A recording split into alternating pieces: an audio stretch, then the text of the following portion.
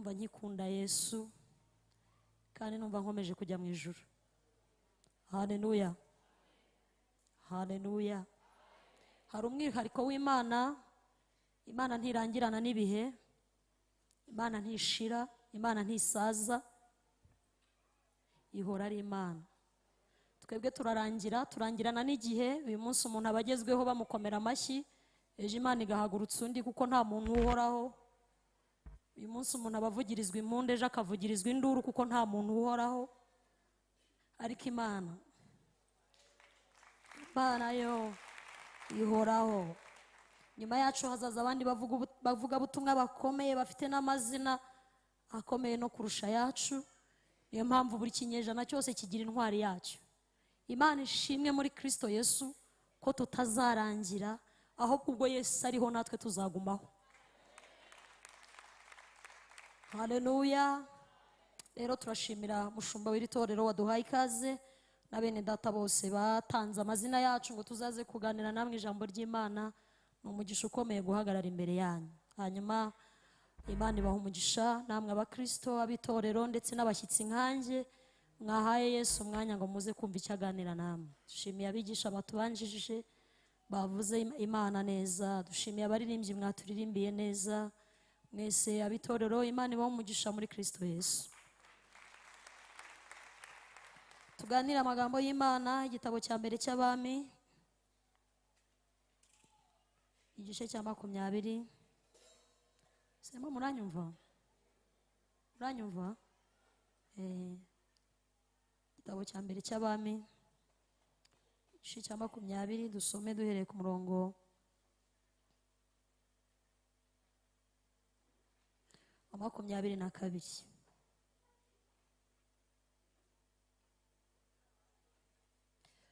Dusome mu izina rya Yesu. Igitabo cya mbere cy'Abami, igice cya 20, umurongo wa 22. Baravuze ngo, hanyuma umuhanuzi araza asanga umwami w'Abisiraheli, aramubwira ati, genda wikomeze witegure umenye uko uzabigenza, kuko mu mwaka utaha umwami w'i Siriya azongera kugutera. Dusimbuke dusome umurongo wa 28.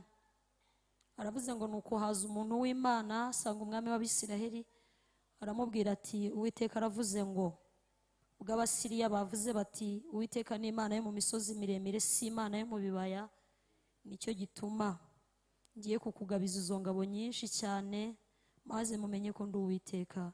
Twese tuvuge ngo amen. Dusome muri Luka, ubutumwa bwiza ko bwanditswe na Luka, igice cya 22, umurongo wa 28. Luka 22,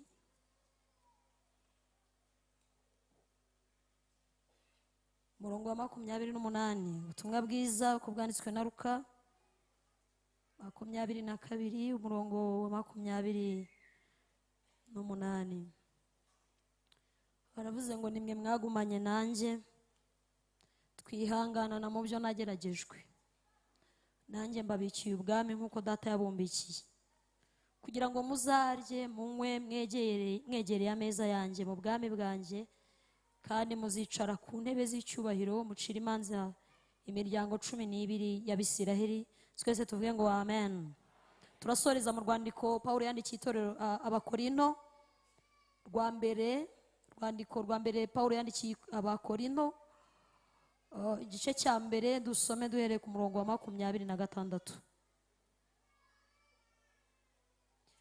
Urwandiko rwa mbere Pawulo yandikiye Abakorinto, igice cya mbere, umurongo wa 26.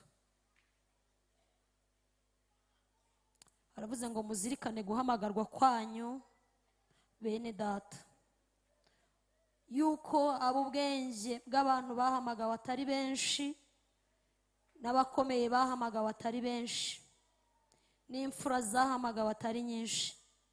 Ahubwo Imana yatoranije abaswa bo mu isi ngo ikoze isoni abanyabwenge, kandi yatoranyije ibinyantege nke byo mu isi ngo ikoze isoni bikomeye, kandi n'ibyoroheje byo mu isi n'ibihinyurwa n'ibitariho Imana yabitoranirije kugira ngo ihindure ubusa ibiriho, kugira ngo hatagira umuntu wirata imbere y'Imana.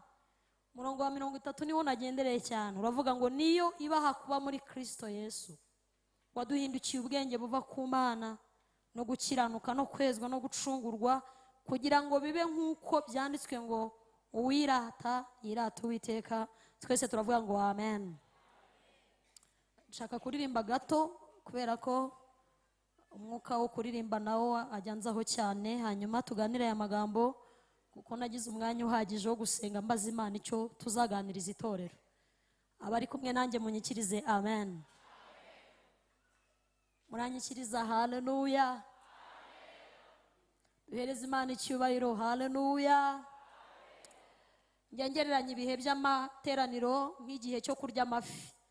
Umuntu yarimo ararya ifi, ntago twese dukunda ibintu bimwe ku mafi. Hari abakunda umutwe, hari abakunda hagati, ariko bisaba kugenda umuntu ajonjora kugira ngo ihwa ritamwica. Ntago ibintu byose biba mu iteraniro abantu twese tubihuriraho. Umuntu wese agenda ajonjoramo. Hari abafashirizwa mu ndirimbo, hari ubategereje ati runaka araza ryari ngo abari uririmba, hari n'umutegereje ati ubwo ari runaka utayoboye simfashwa, hari n'uvuga ati nge mfashirizwa mu ijambo ry'Imana.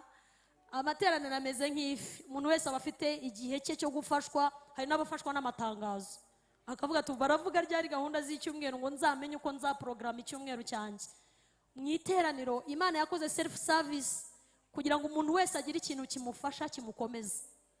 Niyo mpamvu Pawulo yavuze ngo umuntu wese ahabwa ikimwerekanaho umwuka kugira ngo abantu bafashwe. Haleluya, haleluya. Mfite umwanya utari munini imbere yanyu, muraza kumfasha umwigisha n'umwigishwa bagabane. Munyikirize haleluya. Mesiya ndeka ninde wari kunshungura ko ntawa bishobora. Mesiya ndeka ninde wari kunshungura ko ntawa bishobora.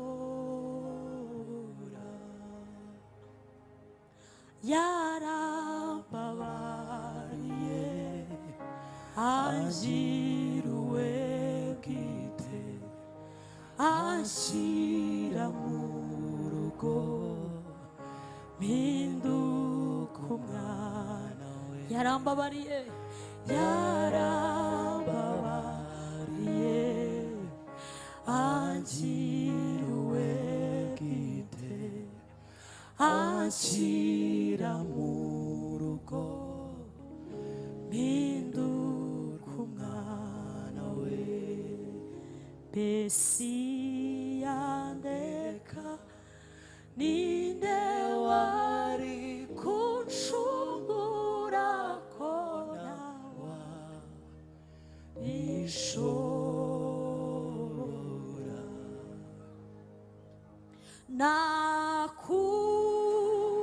Nakuweho mwambaro w'isoni, nambika umwenda wera.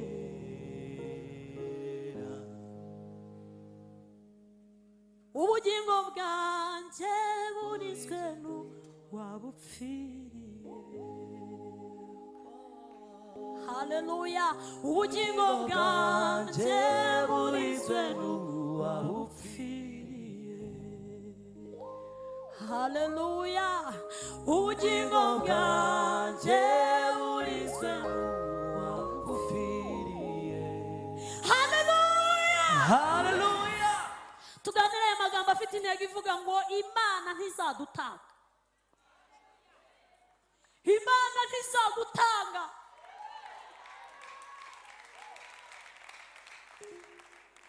Imana ntizagutanga. Ndabisubiramo, ntabwo Imana izagutanga. Ndongera kandi umwuka yambwiye ngo nze mbabwire ngo ntabwo Imana izabatanga. Hari umutima utarabyakira. Imana yakuntumye ngo nze nkubwire ngo ntabwo izemera kugutanga. abari kumwe na Yesu. Haleluya. Imana ntizagutanga. Ndaza kubabwira impamvu umwuka warembye ko abantu bateranye uyu munsi Imana itazemera kwihekura ngo ibatange. Haleluya. Imana ntishobora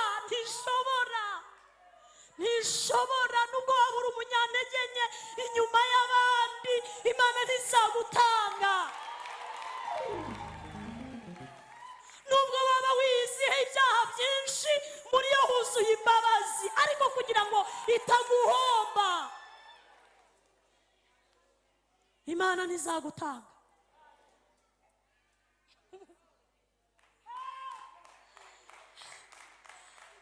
Imana Data wa twese, iyi mwicaye imbere, iyi mwateramiye kuva mu gitondo, iyi muririmba, iyi mubyinira, iyi muhimbaza, iyi muza gushaka, iyi ngiyi mushaka kumva, ivuganye nawe ngo ntizigere igutanga.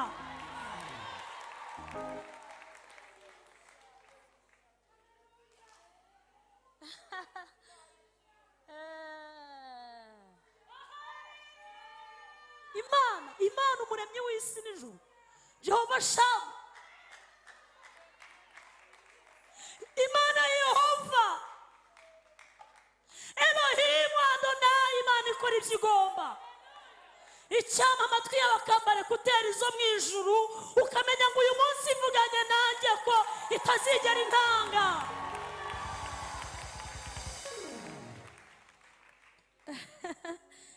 Yewe, haleluya. Ijambo dusomye mu gitabo cya mbere cy'abami, uyu ni umwami Ahabu. Ahabu yiteranije n'Imana. Ahabu ari mu bami bakomeye bakoze ibyaha muri Isiraheli. Yiteranya n'Imana kandi azayikenera. Bimwe mu makosa abarokore mufite byatumye amaboko y'Imana babana magufi, kandi Imana ifite amaboko akomeye. Mwiteranije nayo. Akora ibyaha, Bibiliya imugaragaza nk'umwami wakoze ibyaha, ajya gushaka n'abafatanyabikorwa bamufasha gukora ibyaha. Gashaka umugore w'umusidonikazi witwaga Yezebeli. Uyu mugore yari mubi cyane, yazanye ibintu bine muri Isiraheli bikomeye nshaka kubabwira. Byatumye Imana yima amaso Abisiraheli, bituma amaboko y'abanzi babo abatera, rimwe na rimwe akanabashobora. Icyambere Yezebeli yazanye muri Isiraheli, ngo yazanye ibigirwamana bibiri, icyitwa Bali n'icyitwa Shera. Ndavuga ku cyitwa Shera cyane kuko nicyo kizengereje abizera. Ikigirwamana cyitwa Shera ngo cyari ikigirwamana giha abagore n'abakobwa ubwiza. Yezebeli arababwira ngo nimujya mwikoraho, mwikeshe muse neza, mwambare nk'uko abisi bambara, mwisige nk'ibyo abisi bisiga. Ariko Pawulo yandikira Abaroma yababwiye ijambo rikomeye. Yarabwiye ngo abashaka ubwiza n'icyubahiro no kudapfa babishakisha gukora ibyiza badashogora, Imana izabitura ubugingo buhoraho muri Yesu Kristo. Amaboko y'Imana ashobora kukubana magufi kuko washyizeho urusika rugutandukanya nayo, ariko uyu munsi yambwiye ngo kubera urukundo igufitiye ntabwo iri bwemere kugutanga. Kuko benshi muri mwe mwiteranije nayo, icyo Imana yakubwiye ujye ukirindisha icyo yakubujije. Nari mvuze ngo icyo Imana yavuganye nawe ujye ukirindisha icyo cyigisho n'ingaruka hano ndakibigisha nacyo, umwami azamfashe. Yezebeli yigisha abagore n'abakobwa b'Abisiraheli, abigisha imico y'abasidonikazi, bariyangiza, bigira ukuntu bakesha umuntu w'inyuma ariko umuntu w'imbere yarapoteye. Imana iragenda kuko ntigaragara mu nzu, ntigaragara muri uyu mubiri wacu. Hawuzingi yacu si Imana ibamo gusa. Umuntu agizwe n'ibice bitatu, igice cy'umwuka, igice cy'ubugingo n'igice cy'umubiri. Imana itura mu bugingo, igatura no mu mwuka. hanyuma ugingo na mwuka bagakomandinga umubiri bakamubwira ngo dufite amabwiriza n'amategeko duhabwa na Yesu. Abisirayeli bariyangiza cyane, abagore n'abakobwa. Igice cyabo cy'ubugingo n'umwuka gitandukana n'Imana. Imana iragenda ntibabimenya ko yagiye. Hari ikintu kimwe nkundira Imana, Imana iraza ikavuga ariko igiye kugenda ntisezera. Imana igize ikavuga iti nzakugirira gutya, nzakugirira uku. Yajya kugenda ikagusigira amarido, ikagusigira intebe yaguhaye, ikagusigira umugabo wawe, ikagusigira umugore wawe, ikagusigira abana bawe, ubundi ikigendera. Ikimenyetso cya mbere kizakubwira ko Imana yagiye, ubura amahoro y'umutima. Aho Yesu ari haba amahoro, aho Umwami ari haba amahoro. Uyu munsi ndabaganiriza nitonze cyane kuko umwuka bereye abantumyeho. Arambwira ngo kubera urukundo rwinshi abafitiye ntazigera batanga. Haleluya. Ndagenda gake cyane kugira ngo umwuka wera ankoreshe icyo yampamagariye uyu munsi. Nishaka icya kabiri Yezebeli yakoze muri Isirayeli gikomeye, ngo yafashe abari abatambyi b'Imana, ababaga mu nzu y'Imana bakora imirimo y'Imana, abahindura abatambyi ba Bali na Ashera, ashyiraho ibiguzi, ikintu kitigeze kibaho muri Isirayeli. Atuma abantu banga Imana, bakunda ibigirwamana. Imana irababara. Bari bafata itegeko rivuga ngo ntukagire indi mana ushyira imbere yanjye iyo ari yo yose keretse Uwiteka Imana yawe gusa. Biteranya n'Imana binyuze mu bigirwamana. Icya gatatu, yigisha Abisirayeli urwangano. Ikimenyetso nuko banze Naboti arinda apfa azize umwuka wa Yezebeli. Inzangano zo mu itorero, abantu bakangana ari ntacyo bapfa. Yezebeli, wo n'umwuka wa Yezebeli. Icya kane ni umwuka w'ubusambanyi kuri Yezebeli. Ibyo byo ni ibisanzwe. Iyo umwuka mubi wamaze kukwinjiramo akakwigisha iby'abanyamahanga n'ubusambanyi buba buri aho bukomanga. Rimwe rero ngo umwami Benihadadi, umwami w'Isiriya, iki gihe Abisirayeli bari bavuye mu nzara y'imyaka 3 n'amezi 6. Ya nzara yatewe na Eliya, ngarwaniye Imana ishyaka. Haravuga ngo nubwo Imana itavuganye nanjye ariko ngiye kuyihagararira, icyubahiro cyayo ntikizabura nyihari. Dukeneye abantu bahagararira Imana bakavuga nk'uko yakavuze irinaha. Abaje gusenga twese haleluya. Abagore bahagararira Imana, abakobwa bahagararira Imana, bakavuga ngo twebwe tuzaba muri Kigali ariko tudakora ibyaha nk'iby'abapagani. Eliya ngo yiyumvamo kujya kureba umwami Ahabu. Aramubwira ngo nkurikije ibintu Imana ikunda ntabwo nshobora gukomeza kwemera Imana isuzugurwa kandi ngihari. Ntibishoboka. Imana ntizabura icyubahiro ngihari. Uyu Eliya kumuvuga ukamuvuga muri iki kinyejana cyacu, umugabo utaragiraga imyenda ngo yambaraga umushumi ngakambara n'uruhu. Bibiliya ntimugaragaza nk'umugabo urenze. Bibiliya iramugaragaza ngo yari umugabo uciriritse ariko yuzuye umwuka wera. Yuzuye umwuka wera. Isi ntikeneye abagabo bafite amavewiti gusa. Isi ntikeneye abagore bambara imyenda ihenze gusa. Isi ntikeneye abakobwa bikoraho gusa. Ikeneye abantu buzuye umwuka wera. Haleluya. Hari ijambo Pawulo yabwiye Abakorinto ndarikunda cyane. Yaravuze ngo tugaragara nk'abenda gupfa. Tugaragara nk'abenda gupfa, ngariko dutungishije benshi. Tugaragara nk'abakene ariko dufite byose muri Yesu Kristo. Haravuga ngo dukubitwa hasi ariko ntidutsindwa, kuko duterana ibipfunsi dushaka kurasana n'ibyaha.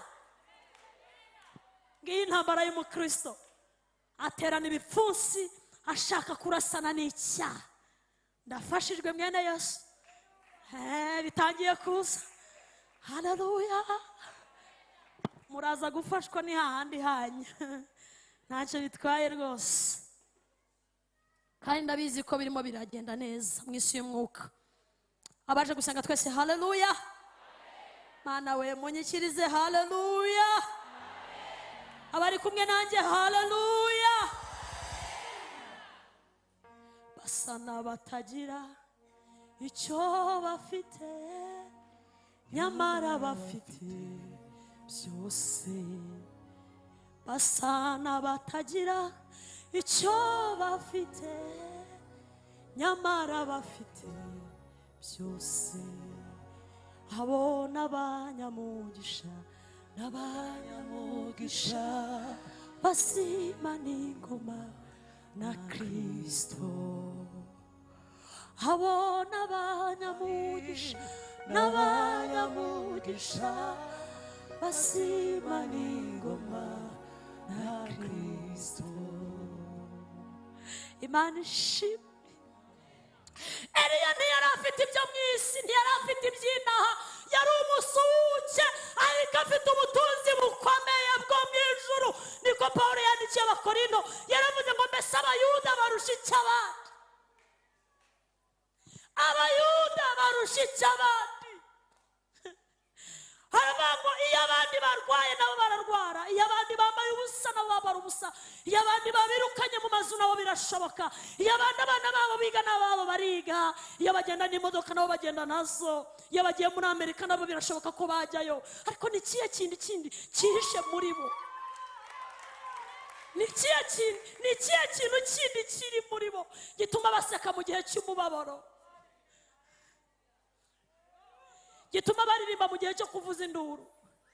Ni iyihe mbaraga yindi iri inyuma ibisunika? Ni iyihe? Haravuga ngo nuko bafite ibyavuzwe n'Imana.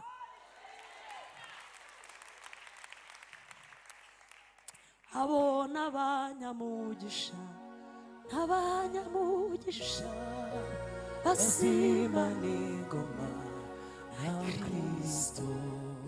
Iwe abo n'abanyamugisha n'abanyamugisha basima n'ingoma na Kristo.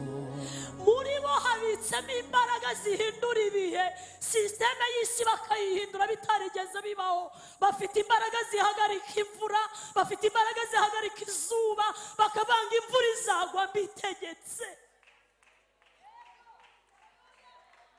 Bagenda n'imbaraga mvajuru,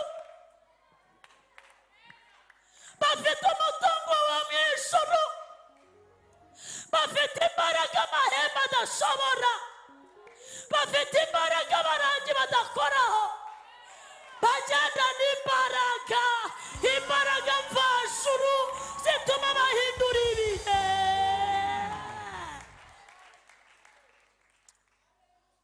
Imbaraga zituma bahindura ibihe. Abo isi bareba ibona ari abenda gupfa bazapfa ejo. Ibabona nk'abagore batazi kuvuga ibyongereza n'ibifaransa byinshi. Ibabona nk'abantu baciriritse batafite agaciro. Kandi nibyo koko, ntago agaciro kabo bakabona bagakura mu bifatika. Agaciro kabo bagakura muri Kristo Yesu. Uko Yesu ari niko bari, uko Yesu abayeho niko babaho, uko Yesu agenda niko bagenda, kandi nta mugaragaro utasebuja. Uko Yesu yarari niko nabo bari.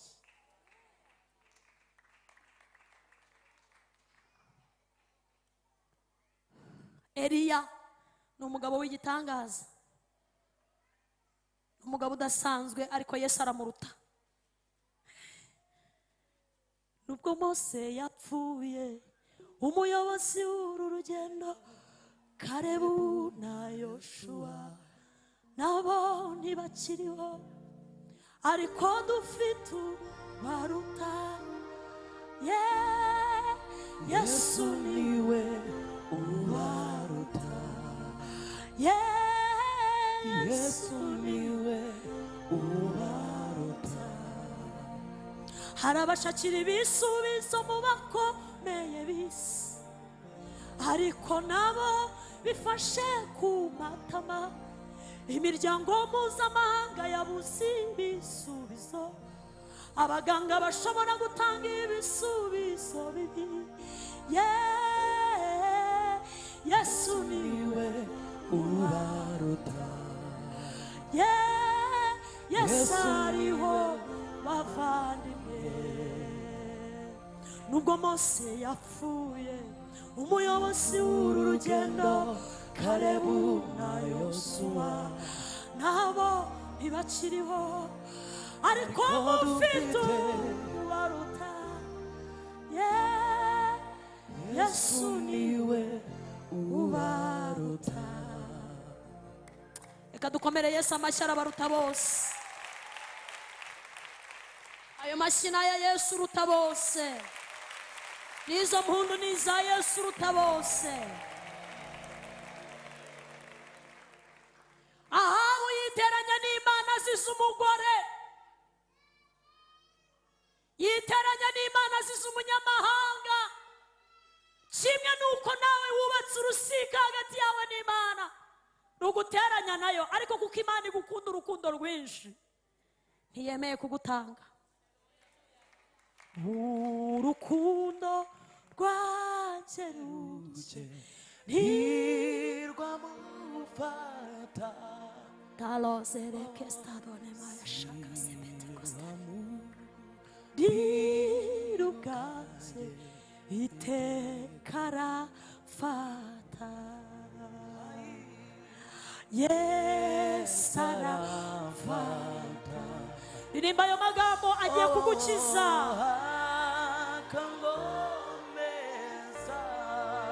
Kukankunda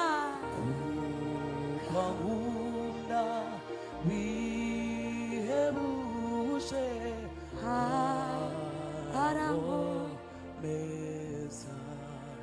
Iteka ryose iyo witeranije n'Imana, Imana ihagurutse ikintu kizakwibutsa kiriho.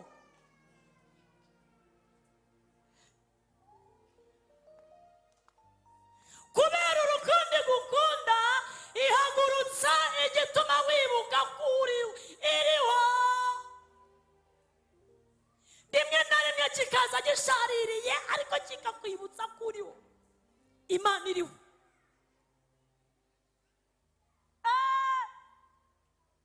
Uzasanga bamwe bashyiremo akadiyabete, abandi ishaka akantu k'agakodi kubitamo ahantu kagucisha bugufi, kazajya kakwibutsa ko Imana ari Imana y'inyembaraga. Ikakashyiramo ahantu ikavuga iti ntabwo kazakwica iminsi izisunika, ariko ndakakubikamo.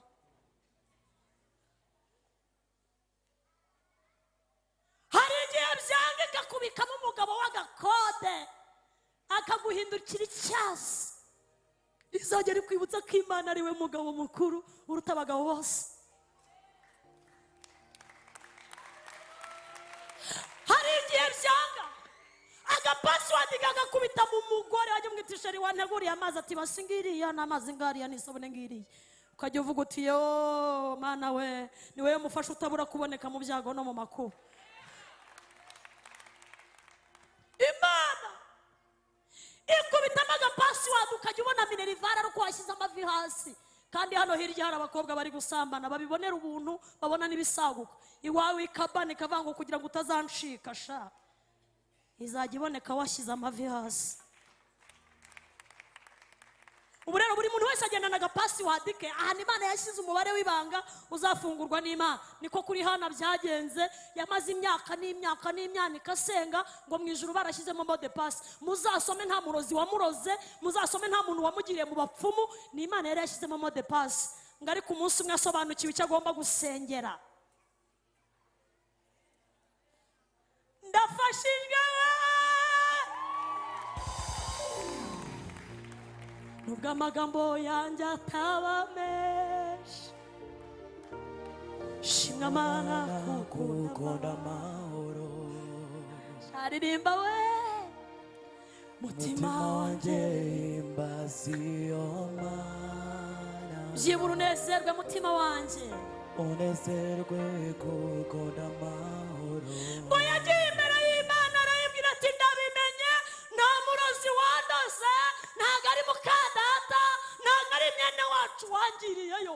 Menye ko ibyanjye byakingiraniwe mu ijuru, ubwo ari mwe mwabifunze. Reka nshyiremo umubare w'ibanga ndebe ko bikunda. Habwira Imana ngo ndetse gusenga mvuga ko bandoze, ndetse gusenga nshyira urubanza ku bantu, ahubwo menye ko ibyanjye biri mu ijuru. Mana numva umwana w'umuhungu, umva umugore uzi gusenga sha, udashyiramo amatiku y'abantu. amaze kwisobanukirwa amenye icyo ari busengere, amenye uko bimeze, umwuka wera mwongoreye aramubwira ngo ntabwo ibyawe byakingiranywe n'abantu, sabarozi sabapfumu ntawakugiriyeyo, ahubwo byakinzwe n'ijuru. abwira Imana ngo Mana, urabizi abahungu ba Eli bakunaniye, babaye ibigoryi, ariko numpa umwana w'umuhungu nzamuzana abinsimbura ngingo yakubabaje. Imana ngo yitegereje mu Bisiraheli abari bashinzwe gukora umurimo wo kubutambira, batamba. Abahungu ba Eli bari bamaze imyaka bakora ibyaha, ngo basambanya abagore aje mu rusengero, ngo kandi bakabasambanyiriza mu rusengero. Icya kabiri bakoze cyababaje Imana, ngo bajyaga mu nkono, bajyaga batambiramo ibitambo, ngo bakajaburamo inyama bashaka. Na n'uyu munsi dufite abajabura. Imana irababara, ibakura kuri kandidatire y'abatambyi. Hana amaze kumenya uko akwiriye gusenga, abwira Imana ngo numpa umwana w'umuhungu nzamuzana mu nzu yawe asimbura umwe mu ba Eli, kuko namenye ko icyubahiro cyawe cyashize muri Isiraheli ku bw'abo bahungu. Imana yavuga ngo voilà très bien, ukoze neza gusenga neza. Umutambyi Eli araza aramureba ngo mugore, ni iki gituma usenga umeze nk'uwasinze? Hana yari amaze kwisobanukirwa, abwira Imana ngo umubabaro mfite uzwi n'Imana gusa, nta n'uwundi nawubwira, kandi nayibwiye ikimbabaje. Imana ireba umubabaro undi mu mutima, sindi umugore w'umupfu witiranya kabiri no mu nzu y'Imana. Eli aramubwira ngo itahira Uwiteka guha ibyo wamusabye. Uwo munsi nibwo Imana yakuyemo mode pass, Hana atahana umwana mu isi y'umwuka.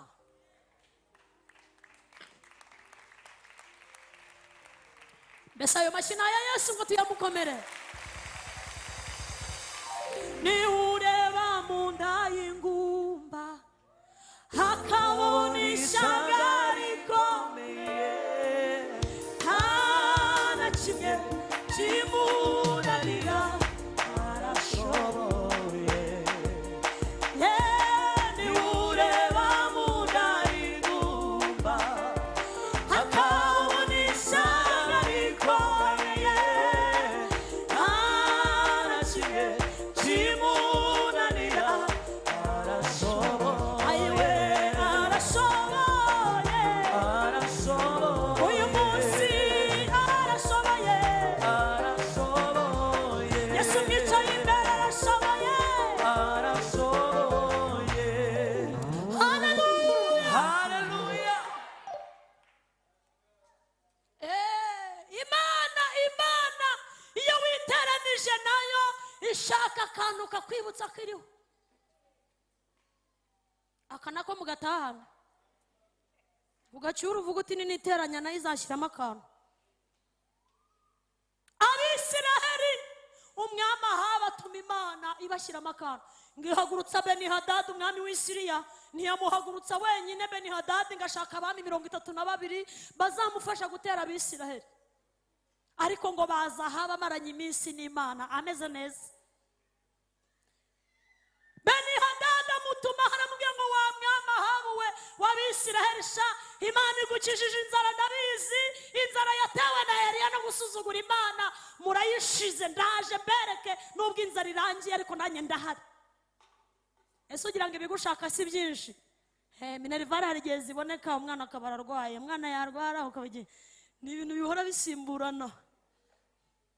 Noneho iyo mwanze gukoreshereza Imana mukayajyana mu bitaro.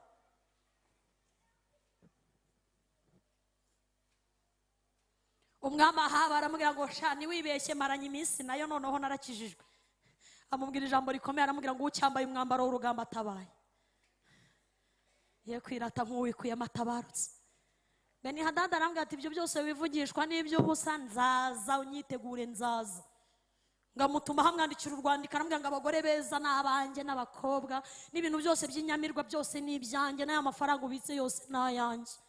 Ahabu ngaratitira. Umuntu w'Imana araza aramubwira ngo Imana ishimwe ko mwaje aho Imana ivugira. Niho mugiye guherwa amakuru y'intambara, kuko Satani yongeye yahagurutse, ariko Imana ishimwe kuko ihora idukiza. Mwaje gusenga. Haleluya. Imana ishimwe kuko iyiza imbaraga z'ibyaha zose bitumaye samba mureza akanunga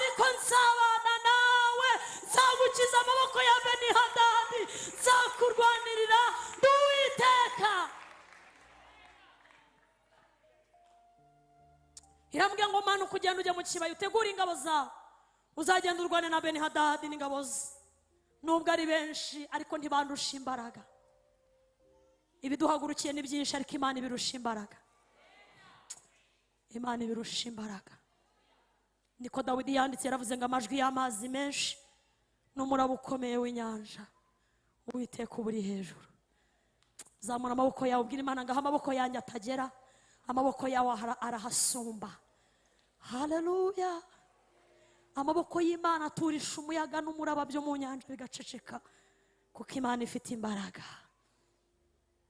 ngo bararwana n'Abasiriya baranesha Abisiraheli bataha baririmba insinzi umuhanuzi araza arambwira ati komeza ubyine ntago uzi ibyabaye ubu barimo barakora inama bavuze ngo umwaka utaha nk'iki gihe bazagaruka niryo jambo twasomye umuhanuzi arambwira ngo genda wikomeze witegure kuko umwaka utaha nk'iki gihe Benihadadi azagaruka ngo abatware n'abagabo bakomeye bo muri Siriya babwira umwami Benihadadi barambwira ngo reka tubwire icyatumye dutsindwa tukubwire impamvu yatumye tuneshwa Imana y'Abisiraheli ni Imana iba mu misozi yahimbiye mu misozi ayowe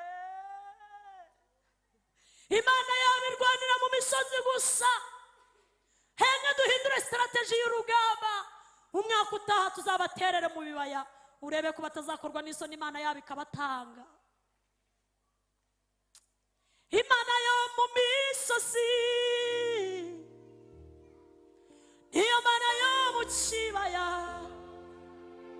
yahose icyarimwe niyo Mana niyo turi kumwe baramubwira ngo kandi mwami Benihadadi utegura ingabo zikubye inshuro nyinshi zo twajyanye ubutaha yo kandi tuzabaterere mu bibaya kuko Imana yabo ntigigera mu bibaya amaso yayo ntareba mu bibaya umuntu w'Imana araza aramubwira ngo numvise inama Imana iduha umuntu tumenyera amakuru nabaye mu nama y'ingabo z'Isiriya numvise barimo baravuga Imana nabi bavuze ngo Imana yo mu misozi Imana y'Abisiraheli ni Imana ihimbira mu misozi tuzabaterere mu bibaya Imana yamubwira ngo yewe mwamaha ntugire ubwoba ya maboko yarwanyanye nawe mu misozi za mbaraga nakoresheje mu misozi kwa kundi nagutabariye mu misozi ni nazo nzakoresha mu bibaya kuko ntazemera kugutanga mu maboko ya Benihadadi Imana yanze kugutanga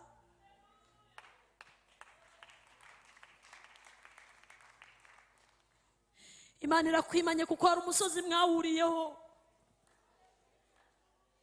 hari umusozi w'ubukumi mwahuriyeho uvayo ugwije imbaraga hari umusozi w'ubusore mwahuriyeho uvayo ufite imbaraga wari warabwiye Imana ngo sinziyanduza Satani arahakuburira rwose pe uvayo udatwaye ibitateganijwe uvayo utanyweye ibiyobyabwenge uvayo utandavuye uvayo utiyandaritse ariko Satani ntaguturije yavuze ngo Imana yawe ni Imana yo mu bukumi gusa ni Imana yo mu busore gusa ni Imana yo mu kubyara uwa mbere uwa kabiri ntabwo izaba ihari ariko iravuze ngo ntizagutanga ayo mashini baraya Yesu tuyakomere cyane wagendanye natwe mu bihe byari bikomeye wasigamye intambwe zacu uzikomereza Mana we ku rutare iminota iranshiranye we Imana ntizagutanga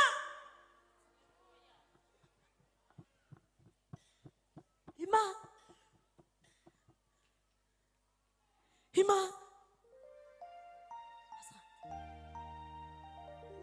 mama ntabwo Imana izagutanga ufite souvenir nyinshi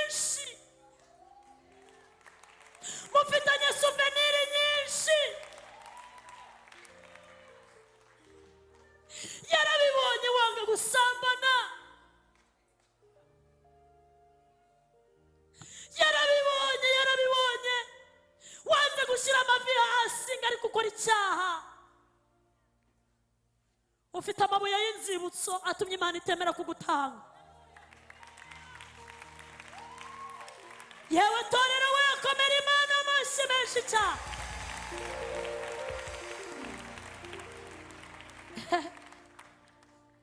Mwamahaba aramanuka ajya kurwana n'ingabo z'Isiriya. Imana yaramubwiye ngo ndi Imana idahimbira mu misozi nk'uko Abasiriya bavuze, ahubwo ndi Imana irwanira mu misozi nkaba n'Imana irwanira mu bibaya. Ndi kumwe nawe, ndi kumwe nawe. Mwirinde ikibateranya nayo gusa, Imana iracyahari. Amaboko y'Imana aracyakora. Mukobwa mwiza, Imana iracyakora. Musore, Imana iracyakora. Mama, iracyakora. Papa, Imana iracyakora. Imana yo mu misozi nayo Imana yo mu bibaya. Yesu yavuze ijambo rikomeye, yavuze ngo nimwe mwagumanye nanjye. Harimo arabwira abigishwa be bamaranye nawe imyaka 3, basonza bagasonzana nawe. Bari barabibonye ko nta bintu byo kuryoshya kuri Kristo.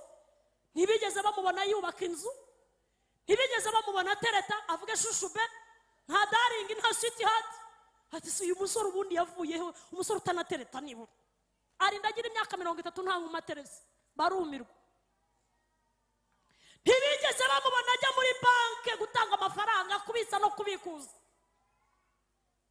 Ntibigeze bamubona nibura arara muri etaje ngo yirirwaga abwiriza nijoro akarara ku misozi. Icyakora Yohana yavuze ijambo rikomeye nakunze, igice cya mbere umurongo wa 16, yaravuze ngo ibimwuzuye, ibimwuzuye n'ibyo twahawe. Nafashijwe mwene Yesu. Yaravuze ngo amategeko yazanywe na Mose, ariko ubuntu n'ukuri byazanywe na Yesu Kristo.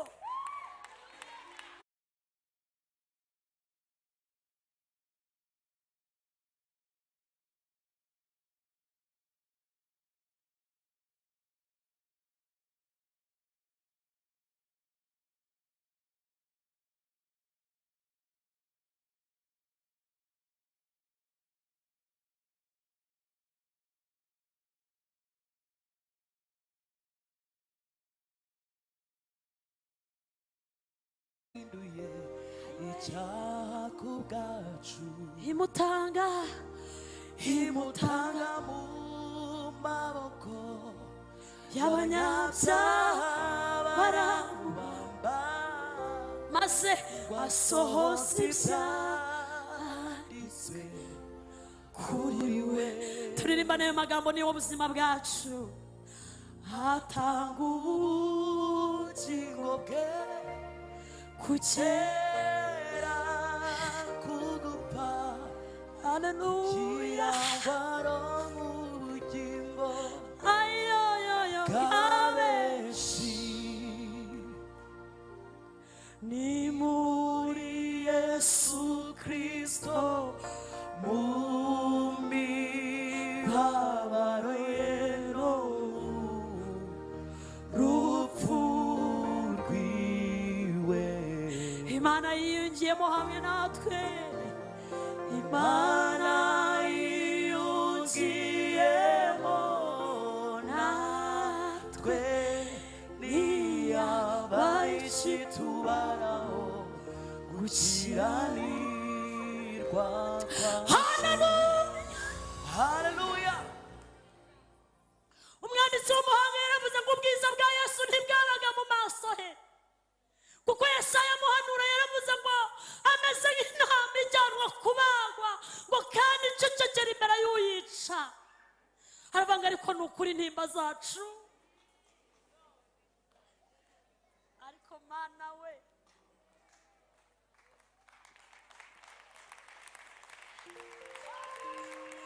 intimba zacu nizo yikoreye, imibabaro yacu niyo yishyizeho, yashenjaguwe ku bwanjye.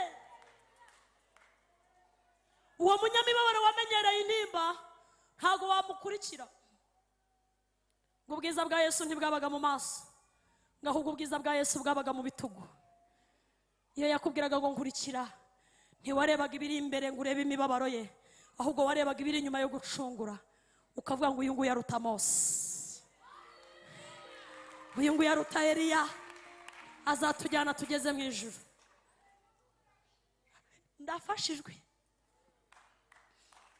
kandi na n'uyu munsi niko bimeze. Duhinguka ku musaraba dusanga bamukubita, duhinguka ku musaraba dusanga bamuvuma, duhinguka ku musaraba we twumva ibitutsi bamutuka, ariko uko turushaho kumwegera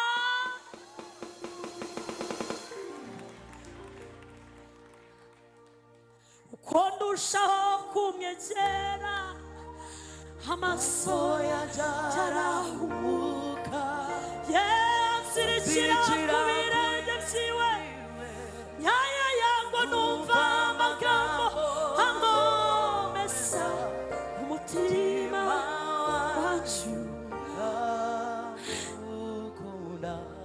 Ukurikije ukuntu twaze tuzi ko dutabaye ejo, avuga ati ndaje mwana wanjye, ukagira ngo arararaje, ati ndakubebeje, ndakubabayishije, ndagutotadaye bahasika,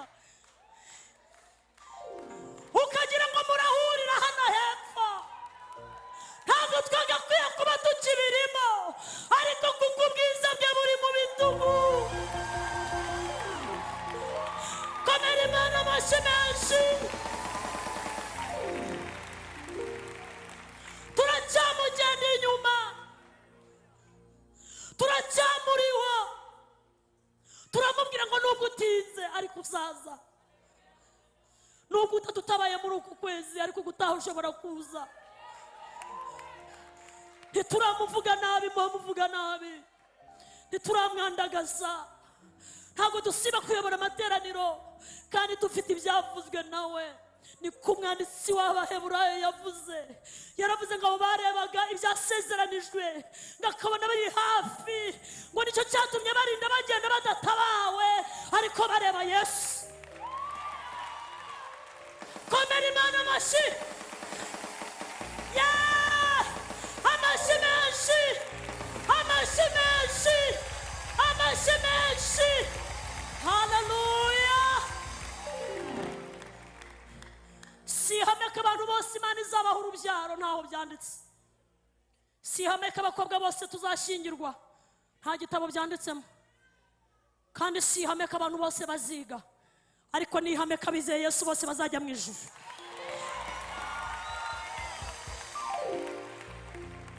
Ubwo tuzagera kwa Data mu ijuru, rwose tuzashimira Umukiza Yesu, nta yandi makuba tuzagira ukundi tubanye na Yesu.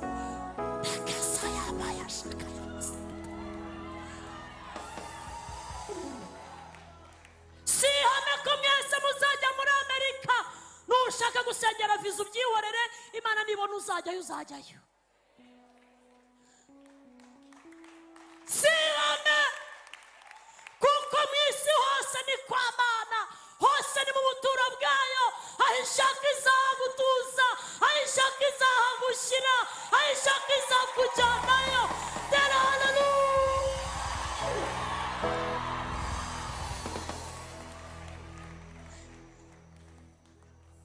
Mutanga bugingo we nyir'ubutungane, Imbabazi n'ubuntu, haleluya, kunyagira neza, uza asina namwita. Imana ntiyemeye kugutakaza, ntago bishoboka, ntago bishoboka.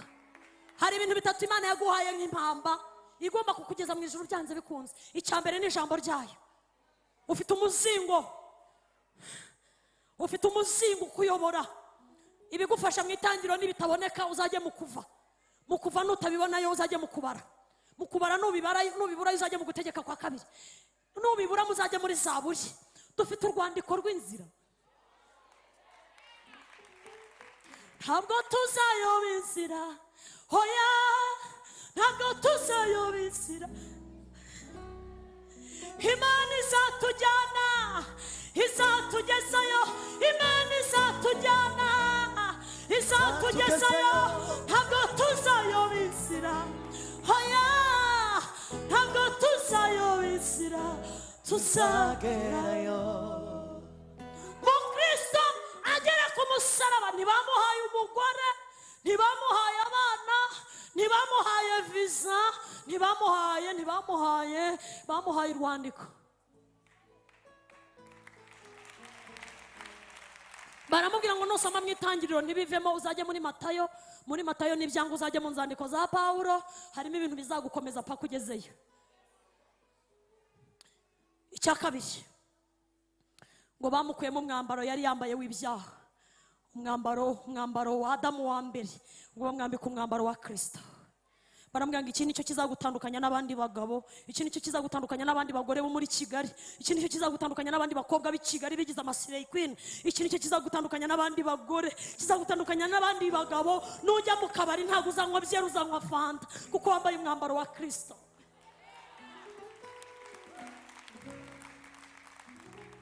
Nzahabwa n'umwambaro mwiza wera cyane, abashunguwe yatubikiyeyo. Ngira amatsiko nkawifuza mugenzi, icyama ngo nawe uza wambako. Njye nikinga Imana ngikwereke Yesu, umwakire nawe niko gusabira. Njye nikinga Imana ngikwereke Yesu, umwakire sabira. Amashiko Yesu, haleluya. Umena kandi numara kumwemera nk'umukiza wawe, uhamye mu bandi ibyo yagukoreye, usabe n'Imana ibayishurire Yesu, bahabwe uwahawe nawe. Ariko Yesu we, Imana ntizagutanga. Icya gatatu ufite kimeze nka souvenir kikuriho, wahawe umwuka wera nk'ikimenyetso.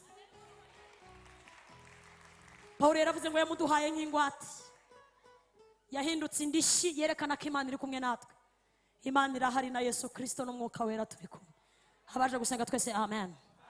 Nimwe mwagumanye nanjye mwihanganana mu byo nageragejwe byose, nanjye mbabikiye ubwami nk'uko data yabumbikiye, niko Yesu avuze. Turebere hamwe impamvu iriya minota. Yesu, iriya minota murashaka kugenda? Iriya minota we, ayo mashyi tuyakomere Yesu Kristo. Impamvu ya mbere Imana yanze kugutanga, impamvu ya mbere nuko wihangananye na Yesu aho abandi bananiriwe. Nagiye mbivugaho cyane, wihangananye na Yesu ushobora ibyananiye abandi. Wabaye igitangaza igihe wababariraga baguhemukiye. Ibyo bintu mu ijuru baravuze ngo wa, ibi bintu n'umutima wa Yesu ntago bibinaho. Igihe watangaga imbabazi kuvuga ngo ndakubabariye mwene da, ndakubabariye, ndajya mu ijuru sinshaka icyanteranya n'Imana. Wakoze ibyananiye abandi, arundi yari kumufungisha, arundi yari kumwihimuraho, ari nundi yari kujya kumusengera akabati banza wumve nkuko nanjye numvishije. Ariko Imana yabonye umutima wawe, iravanga umugabo nk'uyu ntago namutakaza, umugore nk'uyu sinamurekura, umukobwa nk'uyu w'igitangaza ubabarira agikomeretse, umuntu ubabarira umutima ukijojoba, afite umutima wa Stefano. Yaravuze ngo data, ndimo ndumva ibijojoba by'amaraso binzengurukaho kubera amabuye y'abantu, ariko bababarire kuko batazi icyo barimo barakora.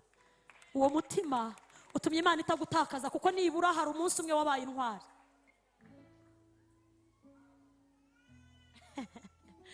Hari ijoro rimwe wabaye intwari, uravuga ngo ndakubabariye. Uwo mutima nta wundi uwugira n'uwa Yesu Kristo. Imana ntizagutakaza. mukobwa mwiza, Imana yabonye ijoro n'amanywa wigeze wababarira umuntu waguhemukiye, urambwa ngo ndakubabariye. Musore, mukobwa, mumama, mupapa, mwana muto, bakecuru n'abasaza, hari ibintu Imana idashobora gukinisha. Wakoze ibintu bidakorwa n'umuntu wambaye inyama n'amaraso, ni umunsi wamubwira ngo ndakubabariye. Ibyo bitumye Imana itakurekura.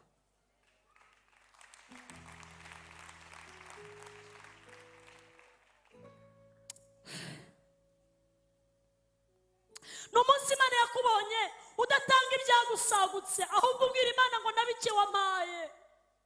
Mutima wa Tabita, utabwira Imana ngo ndamuha ibisagutseho, ndamucumbikira, ndemera mushyire mu nzu yanjye yari kwinjiza, ndemera mwishyure minerivani nari kugura imyenda ihenze, ndabyemera mbikore. Amaboko yawe yakoze nk'ibyo Tabita yakoze, byatumye Imana imuzura ku munsi w'urupfu. Ibyo ntibikorwa n'umuntu wambaye inyama n'amaraso, bikorwa n'umuntu wahishuriwe Yesu. Ni umunsi Imana yakubonye udatanga ibyagusagutse nk'uwabuze uko agira, nk'uri kubiterera imbwa. Ni umunsi Imana yabonye utangana urukundo n'ubuntu bwinshi. Uwo mutima ni uwa Yesu. Iravuze ngo ntizagutakaza. Imana izirikanye imirimo yanyu torero, zirya mfubyi mwagaburiye, barya bapfakasi, barya bameneshejwe, barya batagira hepfo na ruguru. Imana yibutse imirimo yayo. Ibyo bitumye Imana itagutakaza ngo iguhombe. Ntago yagutanga mu maboko ya Beni Hadadi, niko umwami avuze. Ntibishoboka. Ntibishoboka. Barya mwagemuriye muri gereza bashonje bashobewe, Imana yibutse imirimo yanyu. Uwo mwuka wa Tabita wabajeho, Imana iravuze ngo ntiyemeye kugutanga.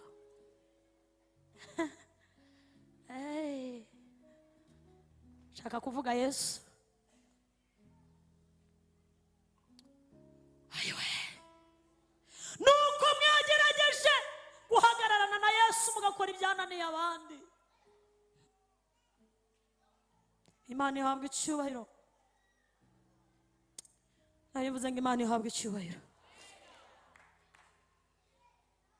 Icya kabiri gitumye Imana itemera kugutanga mu maboko y'ababisha bawe, nuko wemeye kurwana urugamba rwo kwirinda icyaha. Nkubwiza ukuri inshuti yanjye, ntuzahungire ibigeragezo mu byaha, ahubwo ibyaha uzabihungire mu bigeragezo. Murabyumvise? Umva umubare w'ibanga wo mu ijuru. Ntabwo umukristo ahungira ibigeragezo mu byaha, ahubwo ahungira ibyaha mu bigeragezo. Imana isa hanagura amarira, izavana umubabaro wose. Imana isa hanagura amarira, izavana umubabaro wose. Imana we, Imana isa hanagura amarira, izavana umubabaro wose. Ubonye Yosefu yanga gusambana n'umugore ufite nyaje, akamubwira ngo shu waretse tukiryamira. Yosefu akamubwira ati uri mwiza ko uri mwiza w'inyuma, imbere nta kigenda, uri igipfu. Sinshobora, uretse na databuja wangaya, n'ijisho ry'Imana rirandebera hano. Ntibishoboka. Ntago ntinye databuja kuko n'abakozi bose wabirukanye, nta na kamera zihari, ndabizi wazifunze, nta kamera iri hano, ariko hari irindi kamera iri hejuru yanjye. Ijisho ry'Imana ya data, ijisho ry'Imana ya sogokuru, ijisho ry'Imana yindiho. Hanyuma rero, aho kugira ngo niteranye n'Imana, nakiteranya nawe. Voila. Aho kugira ngo njye niteranye n'Imana kandi ejo nzayikenera, nakiteranya na muka Potifari, hanyuma Imana ikazantabarira mu rundi rugo.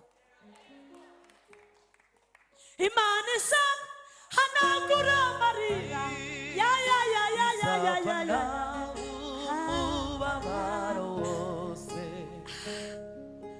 Afashijwe mwana Yesu. Umva mama, aho kugira ngo uziteranye n'Imana yakure yakureze uri imfubyi ikagushyingira ikaguha abana ukabyara ukitwa mama aho kugira ngo witeranye nayo. Bizaba uko byakabaye, bizacaho byagaciye, ariko uyigumane. Umva nkubwiza ukuri, Imana niyo yonyine wabura ukagira icyubu. Imana isa hanagura amarira, isambanaho umubabaro wose. Ariko mbega iteraniro ma kuva nabaho ndafashijwe pe.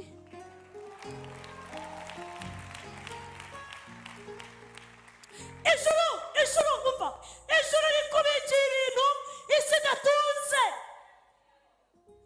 Aho kugira ngo witeranye naryo, wakiteranya n'umuntu uzapfa ejo, ariko Imana igakomeza ikubaho.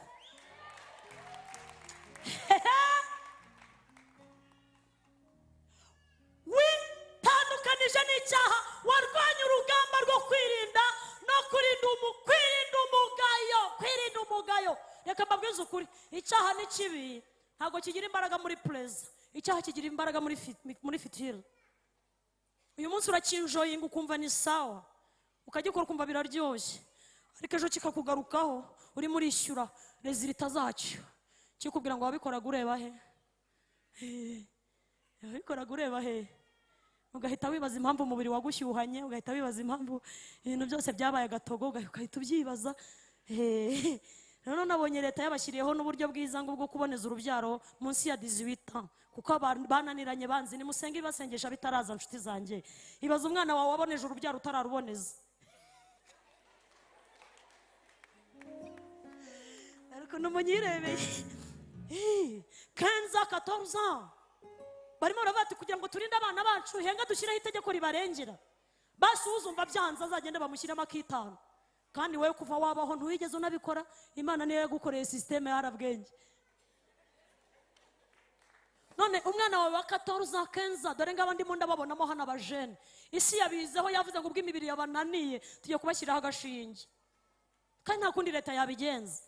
Ibintu mama wawe atakoze uzashiduka wabikoze. Nubwo banyiri icumbi bavuga ngo waradutaye, ayiwe bafite ikimenyetso, waririmbye koko isezerano. Nubwo banyiri icumbi bavuga ngo yaradutaye, ariko bafite ikimenyetso. Amen. Yesu isezerano.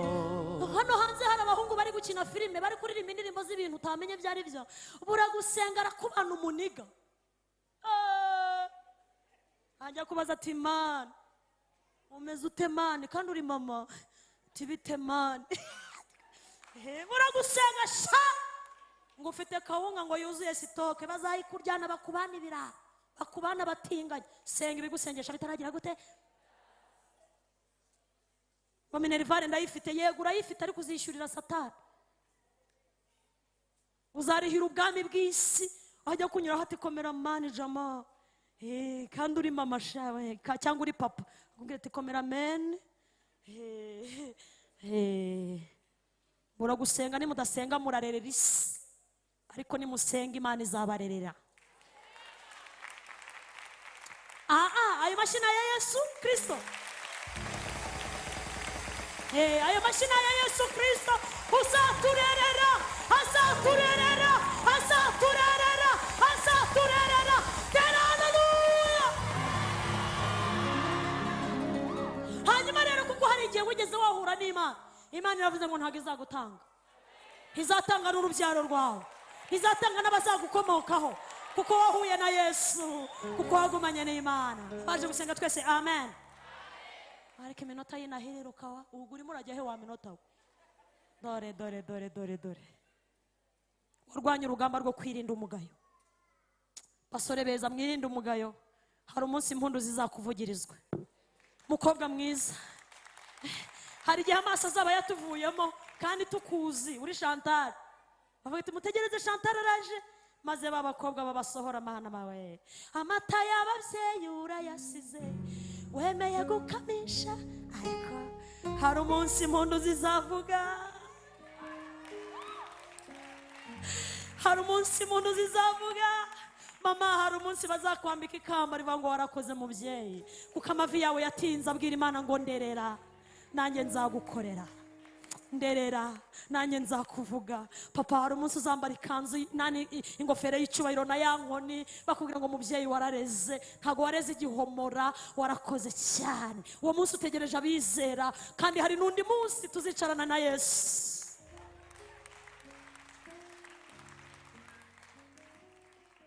Zafata ibimugisha Imana bigira impamvu yo kuyegera, zabiririmba isoko nesha ngeze ku musozo w'urugendo, ntabwo nzicuza kugukurikira, mfite impamvu zibifatika, ntabwo nzicuza kugukurikira, mfite impamvu zibifatika. Erega agakiza kawe Yesu kampinduriye ubuzima, wagize icyitegererezo cyuhiriwe hagati y'ibimiga. Bamwe barunamye baragwa, ariko twebweho turebye ibihe bizasimburana, bizasanga nkomeye. Icyiza cy'umunsi mwiza ugusigira inkuru yishimye, nakuye amaso ku by'isi nayerekeje ku biri hejuru, ntabwo nzicuza kugukurikira, mfite impamvu zibifatika, ntabwo nzicuza kugukurikira, mfite impamvu zibifatika, ntabwo nzicuza kugukurikira, mfite impamvu zibifatika. Kuba warampaye agakiza, ntabwo nzicuza kugukurikira, mfite impamvu zibifatika. Kuba warandindiye umuryango, ntabwo nzicuza kugukurikira, mfite impamvu zibifatika. Kuba warangije ya ndwara, ntabwo nzicuza kugukurikira, mfite impamvu zibifatika. Kuba warandindiye abana, ntabwo nzicuza kugukurikira, mfite impamvu zibifatika. Kuba warangije rwa rupfu, ntabwo nzicuza kugukurikira, werabese kerabegeza y'amakarabasakayamo, ntabwo nzicuza, ntabwo nzicuza kugukurikira, mfite impamvu zibifatika.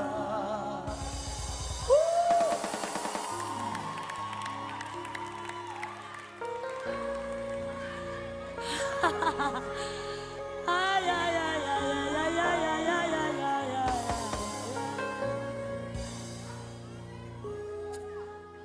Wilazone payas teketoria baş. Tando ve yazakaya bestratek isteviyaş.